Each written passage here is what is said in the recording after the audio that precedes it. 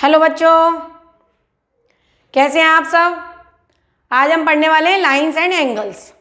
और lines angles बहुत ज़्यादा इम्पोर्टेंट है, हर जगह काम आता है। आप ज्योमेट्री पढ़ेंगे तो हर जगह लाइंस एंगल्स काम आएंगे।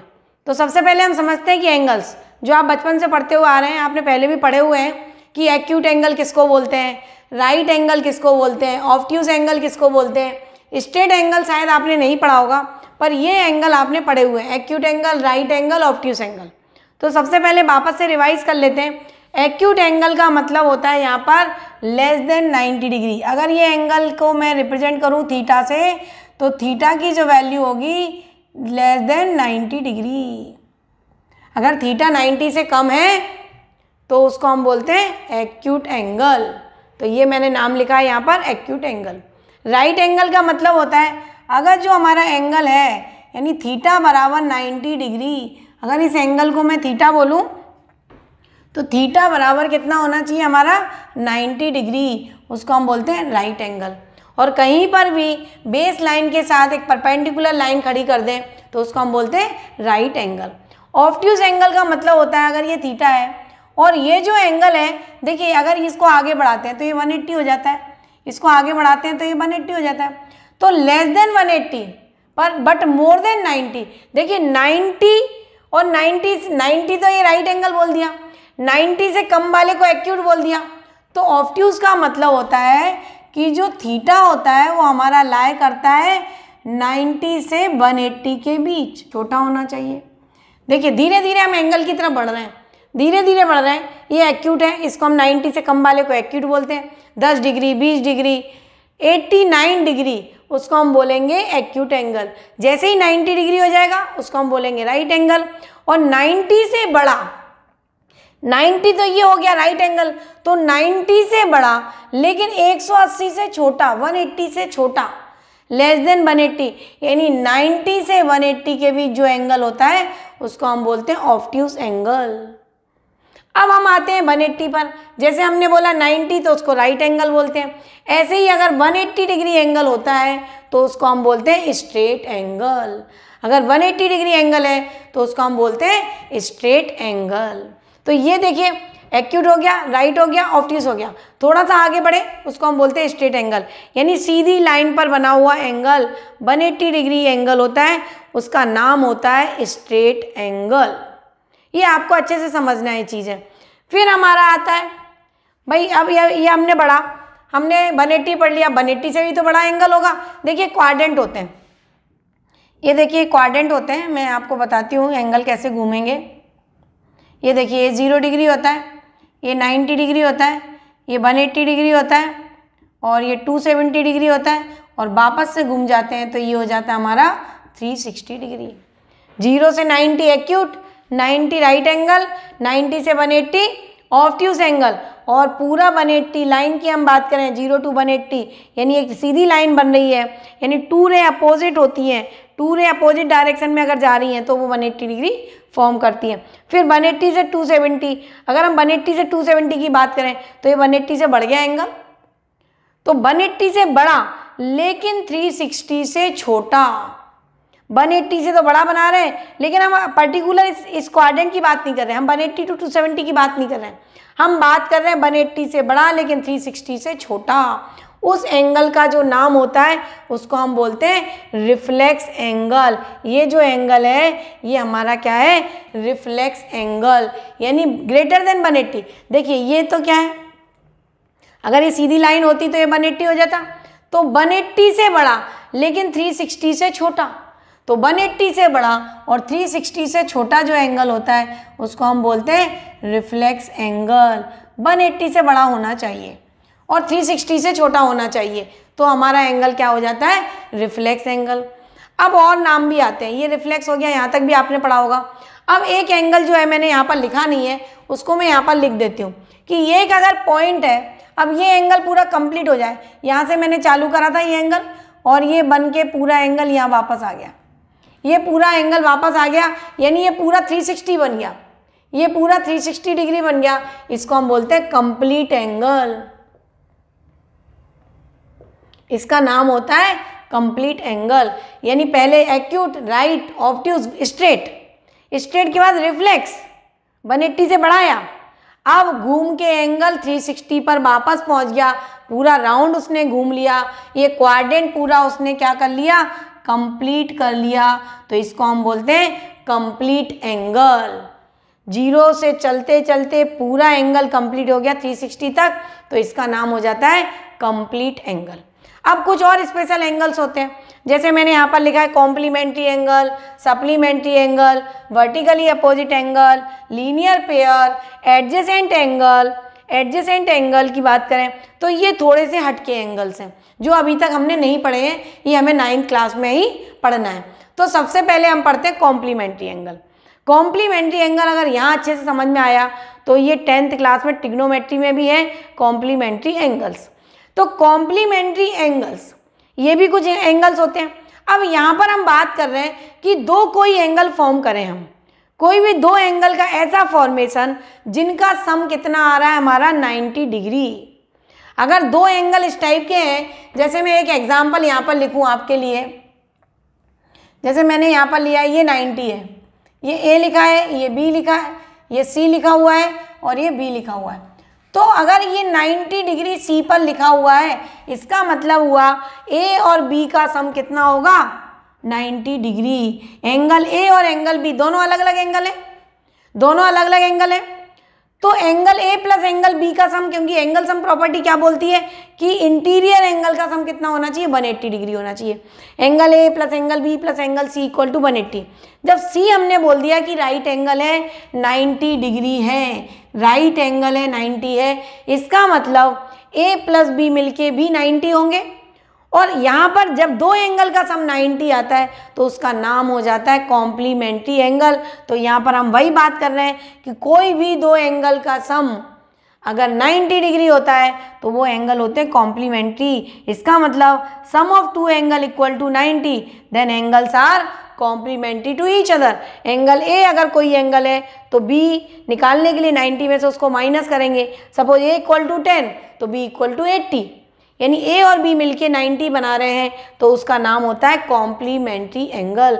तो जैसे मैंने यहाँ पर लिया 65 25, 65 प्लस 25 90, तो इसका मतलब ये दोनों कैसे एंगल हैं, कॉम्प्लीमेंट्री एंगल्स हैं। कॉम्प्लीमेंट्री के बाद अगला वर्ड आता है हमारा सप्लीमेंट्री एंगल। सप्लीमेंट्री एंगल भी दो अलग अलग ऐसे एंगल्स का सम है। सप्लीमेंट्री एंगल देखिए बहुत अंतर समझिए, यहाँ पर भी 180 मैंने बात करी, यहाँ पर भी मैंने 180 बात करी, और अभी यहाँ लीनियर पेयर में भी 180 बात कर रही हूँ। इनमें तीनों में बहुत अंतर है, तीनों एंगल बहुत अलग हैं और ये बहुत इंपॉर्टेंट है जो आपको यहाँ समझना है। सप्लीमेंट्री एंगल का मतलब है कोई भी दो एंगल्स अलग अलग फ्रेम हो रहे हैं, कोई उनका ऐसा नहीं है कि एक साथ ही फ्रेम होना जरूरी है। एक साथ फ्रेम होंगे तो चलेगा, लेकिन अलग अलग भी फ्रेम होते हैं तो उनको हम बोलते हैं सप्लीमेंट्री एंगल। जैसे मैंने यहाँ पर लिखा 118, 118 और 62, इन दोनों का सम कितना आ रहा है 180। तो ऐसे दो एंगल जिनका सम 180 आए वो कैसे एंगल्स कहलाते हैं, सप्लीमेंट्री एंगल। अगर मैं इसको बोलूँ P, इसको बोलूँ Q, तो angle P plus angle Q equal to 180, यानी angle P and Q are supplement to each other. P and Q कैसे हैं, सप्लीमेंट्री एंगल्स हैं। अब ये सप्लीमेंट्री एंगल हो गया। इसके बाद हम आते हैं वर्टिकली अपोजिट एंगल और उसके बाद आते हैं लीनियर पेयर। मैं यहीं पर ये चीज़ बताती हूँ आपको कि सप्लीमेंट्री में भी मैंने बोला कि दो एंगल का सम 180 है तो वो सप्लीमेंट्री है। यहाँ पर मैंने बोला स्ट्रेट एंगल है तो उसका सम 180 है, तो वो एंगल कितना है 180 डिग्री है। यहाँ पर देखिए इसको हम लीनियर पेयर बोल रहे हैं, यहाँ पर भी दो एंगल का सम 180 है लेकिन यहाँ नाम अलग है, लीनियर पेयर है।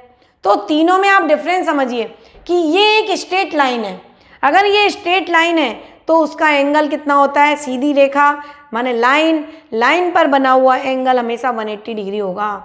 लाइन अगर है कहीं पर तो आपके पास डी होता है, डी में सीधी स्ट्रेट लाइन होती है, मिडिल में एक पॉइंट बना होता है जिससे हम डी पर एंगल्स फॉर्म करते थे छोटे क्लासेस में।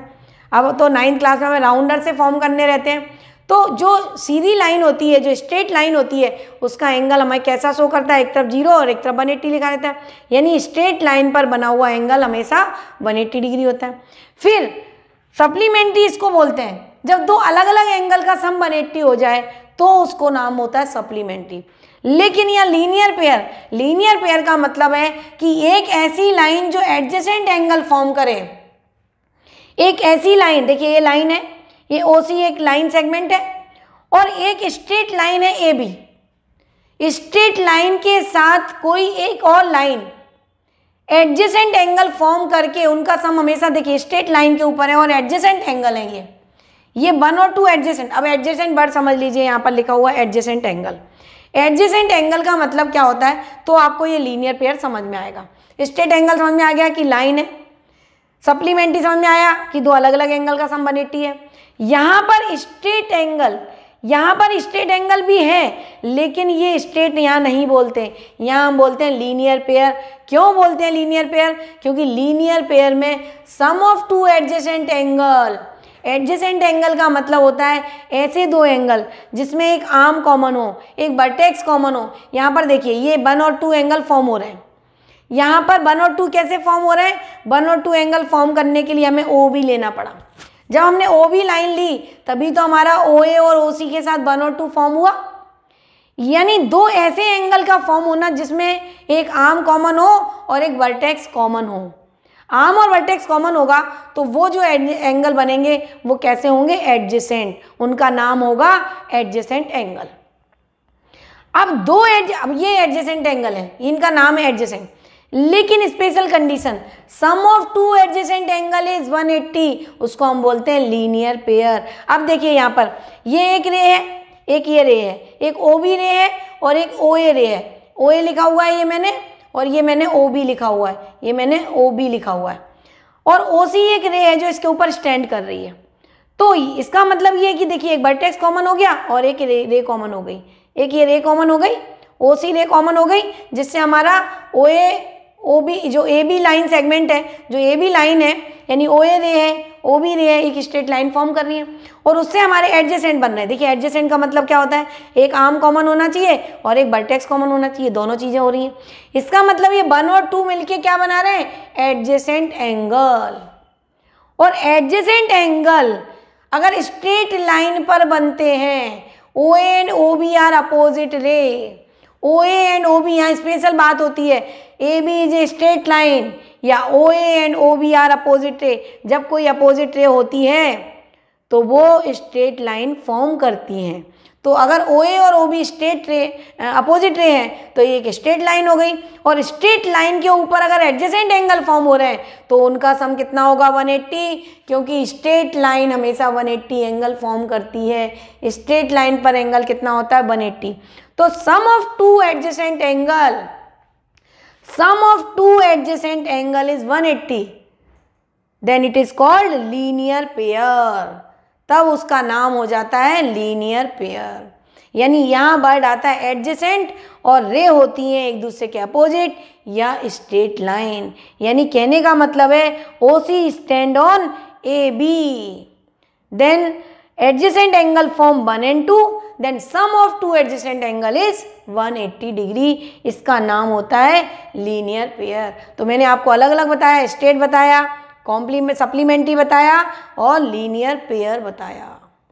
तो ये तीनों अलग अलग हैं और तीनों को मिक्स नहीं करना है। अलग अलग जगह पर अलग अलग चीज़ के साथ कब सप्लीमेंट्री लिखेंगे ये समझना है, कब स्ट्रेट लिखेंगे ये समझना है, और कब लीनियर लिखेंगे ये समझना है। Sum of 2 adjacent angle is 2 right angle, 180 को हम बोल सकते हैं 2 राइट एंगल, तब वहाँ बोलते हैं लीनियर पेयर। अब हम आते हैं वर्टिकली अपोजिट। ये जो आपके थ्योरम है, ये थ्योरम आपको प्रूफ करने के लिए भी है, और ये जो थ्योरम प्रूफ होती है वो इसी से प्रूफ होती है। ये देखिए लीनियर पेयर है, एडजेसेंट एंगल है, और वर्टिकली अपोजिट एंगल हमेशा कैसे होते हैं, इक्वल होते हैं। जैसे एंगल 1 इक्वल टू एंगल 3 होता है और एंगल 2 इक्वल टू एंगल 4 होता है। ये वर्टिकली अपोजिट एंगल का मतलब होता है कि कोई भी दो रे जब वर्टिकली अपोजिट यानी कि इस टाइप से इंटरसेक्ट करें, जैसे हमारे दोनों हाथ क्रॉस कर दिए हमने, कोई भी दो लाइन हमने क्रॉस कर दी, कोई भी दो लाइन सेगमेंट हमने क्रॉस कर दिए, तो जो एंगल हमें फॉर्मेशन दिख रहा है उसका नाम होता है वर्टिकली अपोजिट एंगल। जब भी कोई दो लाइन सेगमेंट या लाइन इंटरसेक्ट करती हैं तो कैसे एंगल फॉर्म होते हैं? Vertically opposite. और vertically opposite angle are always equal, हमेशा इक्वल होते हैं। 1 = 3 होता है, 2 = 4 होता है। अब ये कैसे होता है ये मैं आगे लेके आपको जाती हूँ कि वर्टिकली अपोजिट एंगल हमेशा कैसे होते हैं? इक्वल। एंगल 1 बराबर एंगल 3 होता है, 2 बराबर एंगल 4 होता है। क्लियर है? समझ में आया? तो हमने ये सारे एंगल पढ़ लिए, ये बहुत इंपॉर्टेंट है, इनको रिवाइज करना है, इनको अच्छे से फ्रंट पर बना के रखना है, जिससे जब भी हमें कोई कन्फ्यूज़न हो तो हम इसको यहाँ से देख लें। और इस लेक्चर को जब तक आप लाइन्स एंगल्स पढ़ते हैं, ट्रायंगल्स पढ़ते हैं, इस लेक्चर को बार बार रिवाइज करते रहेंगे तो आपको लाइन्स एंगल्स ट्रायंगल्स में प्रॉब्लम नहीं आएगी। ये बहुत छोटी छोटी चीज़ें हैं जिनमें बच्चे कन्फ्यूज़ होते हैं, गलत करते हैं कि कब सप्लीमेंट्री लिखें, कब लीनियर लिखें, कब स्ट्रेट लिखें। तो sum of 2 adjacent angle equal to 2 right angle is called linear pair. और स्ट्रेट एंगल वो होता है जो सीधी लाइन पर बनता है। तो यहाँ एडजेसेंट एंगल के सम को लीनियर बोला जाता है, जबकि स्ट्रेट एंगल तो ये सीधा सीधा स्ट्रेट लाइन पर बना हुआ एंगल होता है। और supplementary sum of 2 angle is 180। कोई भी दो एंगल चलेंगे, उनका सम अगर 180 आता है तो वहाँ वर्ड आता है सप्लीमेंट्री एंगल। तो अब हम आते हैं वर्टिकली अपोजिट एंगल को हम कैसे प्रूव करेंगे कि वर्टिकली अपोजिट एंगल कैसे होते हैं? इक्वल। इसके बाद हमारे थोड़े से एंगल्स और बचे, alternate angle, corresponding angle, sum of को इंटीरियर। तो वो भी मैं इसके साथ ही आपको बताती हूँ कि एक्सरसाइज लाइन्स एंगल्स में जो एनसीईआरटी है उसमें एक्सरसाइज अलग अलग है। वर्टिकली अपोजिट एंगल के ऊपर अलग एक्सरसाइज है, लीनियर पेयर के ऊपर अलग एक्सरसाइज है, और जो पैरेलल लाइंस हैं उसके ऊपर अलग एक्सरसाइज है। लेकिन जब हम यहाँ एंगल्स की बात कर रहे हैं तो यहाँ हमें सारे टाइप के एंगल समझ में आना चाहिए, इसलिए मैं यहाँ पर अल्टरनेट एंगल भी बताती हूँ, करस्पॉन्डिंग भी बताती हूँ, सम ऑफ को इंटीरियर सप्लीमेंट्री होता है ये भी बताते हैं। तो हम आगे बढ़ते हैं। देखिए, हमने वर्टिकली अपोजिट एंगल की बात कर ली कि वर्टिकली अपोजिट एंगल कैसे होते हैं? इक्वल होते हैं, जिसका मुझे प्रूफ बताना है, प्रूफ हम करेंगे। ये अगर लाइन 1, 2, ये 3 और ये 4, तो ये हमारे हैं वर्टिकली अपोजिट एंगल।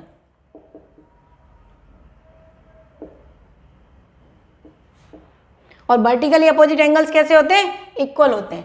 एंगल 1 बराबर एंगल 3 और एंगल 2 बराबर एंगल 4। ये मैंने अभी आपको बताया।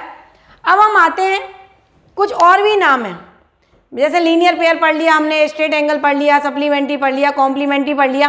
कुछ और भी एंगल्स होते हैं जिसका नाम है interior angle, exterior angle, pair of corresponding angles, pair of alternate interior angle, pair of alternate exterior angle. इनके ये भी हमारे नाम हैं। और ये कब बनते हैं? ये बनते हैं कि कोई भी दो लाइन को एक लाइन इंटरसेक्ट करती हुई निकल जाती है, जिसका नाम होता है ट्रांसवर्सल लाइन। कोई दो लाइन है जिसको इंटरसेक्ट करती है एक कोई लाइन, जिसका नाम हम बोलते हैं ट्रांसवर्सल। और वो जो ट्रांसवर्सल जिन लाइन को इंटरसेक्ट कर रही है उनके साथ कुछ एंगल फॉर्म करती है, वो एंगल्स हमारे बनते हैं। जैसे मैंने यहाँ पर बनाया 1 2 3 4, ये ट्रांसवर्सल है, इस लाइन के साथ उसने एंगल बनाया। जैसे मैंने वहाँ पर बनाया वर्टिकली अपोजिट एंगल, यानी एक लाइन ये हो गई और एक लाइन ये हो गई, यानी ये ट्रांसवर्सल के साथ इस लाइन ने एंगल फॉर्म किया। सेम वही ट्रांसवर्सल इधर आ गई और उसने एक दूसरी लाइन के साथ भी एंगल फॉर्म करे। तो ये जो नाम होते हैं ये भी नाम होते हैं। ये तो इनको हम बोलते हैं वर्टिकली अपोजिट एंगल्स बोलते हैं। अगर दो लाइन इंटरसेक्ट कर रही है तो कैसे एंगल बनेंगे? वर्टिकली। तो वर्टिकली तो है, यानी वर्टिकली यानी 2 बराबर 4 और 3 बराबर 1 है। लेकिन इनके नाम कुछ और भी होते हैं जिनको हम बोलते हैं इंटीरियर एंगल। तो 3 4 6 5 ये इनको हम बोलते हैं इंटीरियर एंगल। इनका नाम होता है जो एक लाइन ट्रांसवर्सल जो लाइन है, कोई दो लाइनों के साथ जो एंगल फॉर्म कर रही है उसको हम बोलते हैं इंटीरियर एंगल। तो ये 3 4 6 5 को इंटीरियर बोलते हैं, 2 1 7 8 इसको हम बोलते हैं एक्सटीरियर एंगल। सबसे पहले इंटीरियर यानी अंदर की तरफ बनने वाले एंगल है इंटीरियर, बाहर की तरफ बनने वाले एंगल एक्सटीरियर। तो 1 2 7 8 एक्सटीरियर, 3 4 6 5 इंटीरियर। अब एक और वर्ड आता है करस्पॉन्डिंग एंगल्स, दूसरा वर्ड आता है अल्टरनेट एंगल।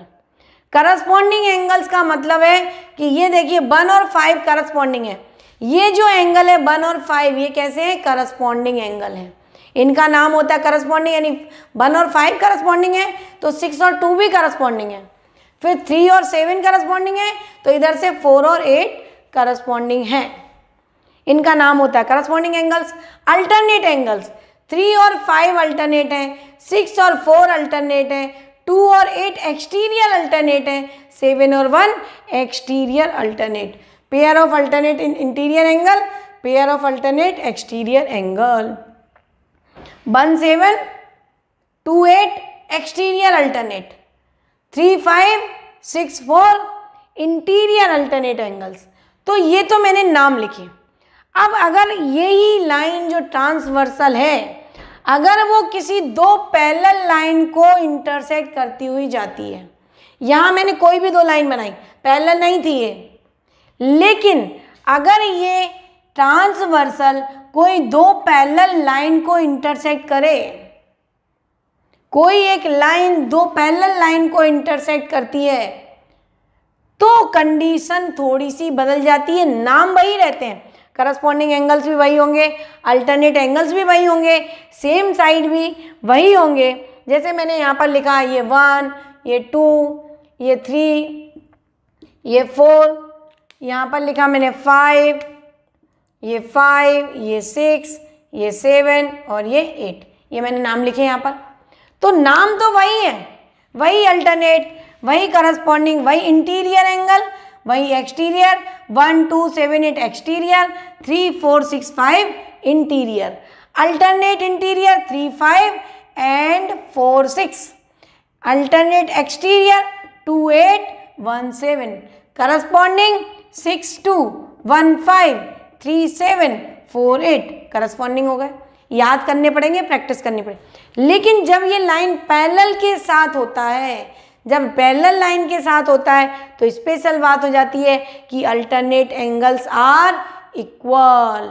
अल्टरनेट एंगल्स यानी 3 और 5 कैसे एंगल्स होते हैं? इक्वल एंगल्स होते हैं। 3 angle equal to 5 angle, angle 4 equal to angle 6 angle. अब देखिए वर्टिकली अपोजिट है, तो आप देखिए जब 6 बराबर 8 है और यहाँ 4 बराबर 2 है तो 2 बराबर 8 हो गया, 2 बराबर एंगल 8 हो गया। आप यहाँ पे देखिए 4 बराबर 2, vertically opposite angles are equal, तो 4 बराबर 2 और यहाँ 6 बराबर 8, तो 2 बराबर 8 हो गया और 1 बराबर 7 हो गया। तो ये alternate angles are equal, alternate angles are equal हो जाते हैं जब हम पैरेलल लाइंस की बात करते हैं। करस्पॉन्डिंग एंगल्स भी इक्वल हो जाते हैं। करस्पॉन्डिंग एंगल्स हमारे कौन कौन से हैं? देखिए अगर ऊपर से देखें तो एंगल 1 बराबर एंगल 5 है, एंगल 2 बराबर एंगल 6 है। नीचे की तरफ देखें तो एंगल 3 बराबर एंगल 7 है, एंगल 4 बराबर एंगल 8 है। अगर हम करस्पॉन्डिंग एंगल्स की बात करें तो ये हमारे करस्पॉन्डिंग के पेयर लिखे हुए हैं और ये सब कैसे हो जाते हैं? इक्वल हो जाते हैं अगर हम पैरेलल लाइंस की बात करते हैं। तो alternate angles are equal, corresponding angles are equal. तीसरी आती है pair of interior angle on the same side of transversal. Pair of interior angle same side of transversal, इसको हम बोलते हैं सेम साइड ऑफ ट्रांसवर्सल, इसको हम बोलते हैं same side of transversal. Pair of interior angle, interior है ये, इनको इंटीरियर ही नाम है इनका। देखिए यहाँ पर लिखा था मैंने इंटीरियर एंगल 3 4 5 6, तो 3 4 5 6 इंटीरियर एंगल, लेकिन same side of the transversal. ये हमारी ट्रांसवर्सल है, इसके इस साइड 4 और 5 है, इसके इस साइड क्या है? 3 और 6 है। तो 3 और 6 और 4 और 5 एंगल्स कैसे होते हैं? सप्लीमेंट्री होते हैं। Pair of interior angle on same side of transversal is supplementary. तो ये तीन कंडीशन बहुत इंपॉर्टेंट है। पहली अल्टरनेट एंगल्स आर इक्वल, दूसरी करस्पॉन्डिंग एंगल्स आर इक्वल और तीसरी sum of interior angle are supplementary. Same side of transversal, pair of interior angle is supplementary. ये दोनों एंगल कैसे होते हैं? सप्लीमेंट्री, यानी 4 + 5 = 180। अभी मैंने आपको बताया था सप्लीमेंट्री एंगल किसको बोलते हैं। दो एंगल का सम 180 है तो उसको हम बोलते हैं सप्लीमेंट्री। तो हम इसको यहाँ पर ऐसा भी लिख सकते हैं कि एंगल 4 + एंगल 5 = 180, और यहाँ पर ऐसा भी लिख सकते हैं हम एंगल 3 + एंगल 6 = 180। ऐसा भी लिख सकते हैं, यानी सेम साइड ऑफ ट्रांसवर्सल ये कैसे एंगल होते हैं, सप्लीमेंट्री। और अभी हमने पढ़ा कि sum of two supplementary angles is equal to two right angle या 180 डिग्री। तो angle 3 plus angle 6 equal to 180 और angle 4 plus angle 5 equal to 180। तो हम ऐसा बोलते हैं सम ऑफ को interior are supplementary. Co-interior का मतलब अंदर की तरफ जो ट्रांसवर्सल से फॉर्म होते हैं, सम ऑफ को इंटीरियर का क्या होता है, 180 डिग्री के बराबर होते हैं। ये 3 कंडीशन बहुत ज़्यादा इंपॉर्टेंट, इन सब के प्रूफ भी होते हैं। अब इसका उल्टा भी सही होता है, जब भी लाइंस पैरेलल होती हैं, 9th क्लास में जो पोस्टुलेट्स पढ़ते हैं, 5th पोस्टुलेट, अगर इन दोनों का सम लेस देन 180 होता है तो लाइन पैरेलल नहीं होती है, कहीं वो जाके आगे इंटरसेक्ट कर जाती हैं। और अगर इक्वल टू 180 होता है तो लाइंस कैसी होती है, पैरेलल होती है।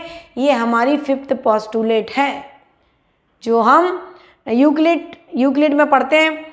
तो वहाँ पर ये 5th पोस्टुलेट में यही चीज़ समझाई है। क्यों? क्योंकि ये लाइंस एंगल्स में काम आता है कि अगर इन दोनों का एंगल का सम 180 है यानी सप्लीमेंट्री है तो ये लाइंस कैसी हैं, पैरेलल। तो हम उल्टा बोलें या सीधा बोलें कि अगर लाइंस पैरेलल होती हैं तो अल्टरनेट एंगल्स इक्वल होते हैं, लाइंस पैरेलल होती हैं तो करस्पॉन्डिंग एंगल्स इक्वल होते हैं। अगर लाइंस पैरेलल होती हैं तो सम ऑफ को इंटीरियर आर सप्लीमेंट्री होता है। या हम उल्टा बोले अल्टरनेट एंगल्स आर इक्वल तो भी लाइंस कैसी होंगी, पैरेलल होंगी। तो ऐसा भी हम बोल सकते हैं कि alternate angles are equal then lines are parallel, corresponding angles are equal then lines are parallel, sum of को interior are supplementary then lines are parallel. और ये देखिए वर्टिकली अपोजिट वाली बात करें तो ये तो हर जगह लागू होता है, जहाँ पर भी दो लाइन इंटरसेक्ट वहाँ वर्टिकली अपोजिट एंगल्स इक्वल होते हैं। तो हम बोलें कि ये अल्टरनेट एक्सटीरियर एंगल थे, इक्वल है, या हम यहाँ से बोलें कि ये वर्टिकली अपोजिट एंगल है, यहाँ से यहाँ ये इक्वल है, यहाँ से यहाँ ये इक्वल है, इसलिए ये इक्वल है। Things which are equal to the same things are equal to one another, ये हमने ऑक्सिम्स पढ़ी थी जो यूक्लिड में आती है, 9th क्लास में जो चैप्टर आता है उसमें हमने पढ़ी थी कि things which are equal to the same things are equal to one another. कि जैसे मैंने बोला 2 इक्वल टू 4 है, 6 इक्वल टू 8 है तो 2 इक्वल टू 8 होगा। तो ये छोटी छोटी जो चीज़ें हैं ये अगर आपको समझ में आ गई तो चैप्टर बहुत आसान हो जाता है। तो आप मेरे साथ अगर बने रहेंगे तो ये लाइंस एंगल्स की हम अगले लेक्चर में करेंगे एक्सरसाइज। पहले आप ये बेसिक तैयार करिए, ये वाला जो बेसिक लेक्चर है इसको अच्छे से पढ़िए। इसका जो प्रूफ है जो आपके एग्जाम में आएगा वो मैं आपको करवाऊंगी कि हम कैसे करते हैं। एक्चुअली उसको चाहे हम क्वेश्चन समझ लें चाहे उसका प्रूफ समझ लें, अगर क्वेश्चन समझ में आया तो प्रूफ आ गया, प्रूफ समझ में आया तो क्वेश्चन आ जाएगा। बहुत ईजी है और इसी पर बेस्ड आपकी फर्स्ट एक्सरसाइज है। तो हम पहले जो फर्स्ट एक्सरसाइज है उसको करेंगे जो वर्टिकली अपोजिट और लीनियर पेयर पर बनती है। तो आप मेरे साथ बने रहिए और लाइंस एंगल्स को कंप्लीट करिए। थैंक यू बच्चों।